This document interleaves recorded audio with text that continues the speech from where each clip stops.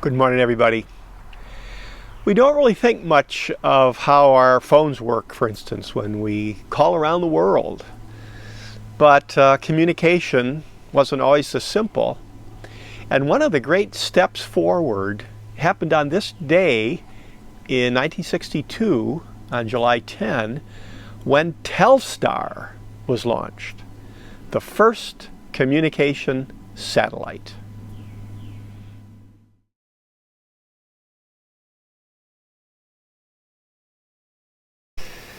Radio began more or less in the early 1900s, spread across the country, of course, became very popular, and it was often a family activity.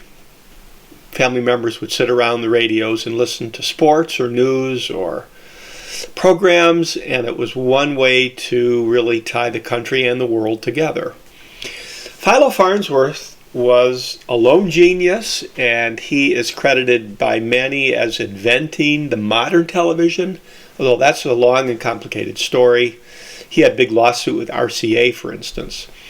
But TV didn't really get started until after World War II. So during World War II, here you see a soldier with a radio setup. The technology for communication really improved as nations were at war, and in 1945, the last year of the war, Arthur C. Clarke, a science writer who many of you know, proposed 3 satellites could tie the whole world together in communication, and that was kind of a cool idea. And the word satellite comes from the Latin word for someone who follows someone else who's more important. So satellite as a follower. A big tech invention in the 1950s was the transistor, and some of us remember having transistor radios when we were younger.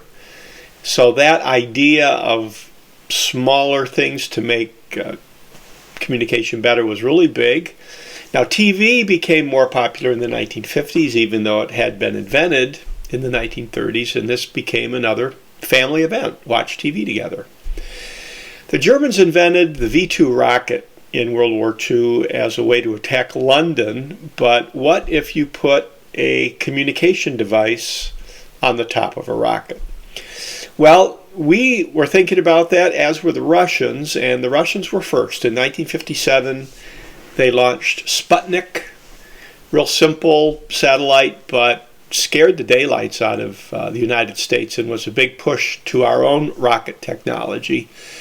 And the next year, in 1958, we launched a communication satellite. It didn't last very long. It wasn't very high in the atmosphere, and it didn't go around the world very much, but it was a step in that direction. Now, the Bell system had a subsidiary called Bell Labs, and it was a research arm of AT&T.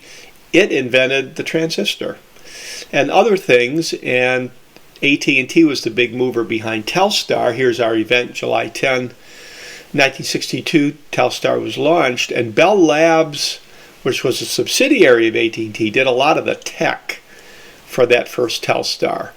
And here you can see a cutaway of what it looked like. And notice it had solar cells.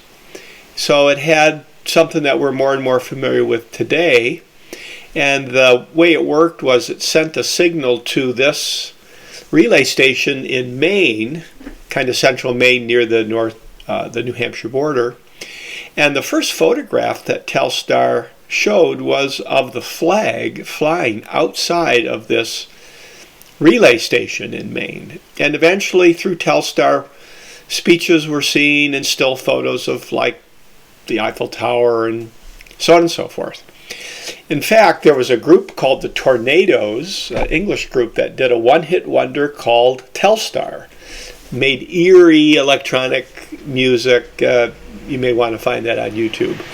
But what ended Telstar was when we exploded an atmospheric nuclear weapon, and the electromagnetic shock put Telstar out of business. So there are about 9,000 satellites up in outer space today. Telstar is one of them, not working though. And we all have an intimate connection to satellites when we get GPS on our telephones. An example of how satellites are part of everyday life.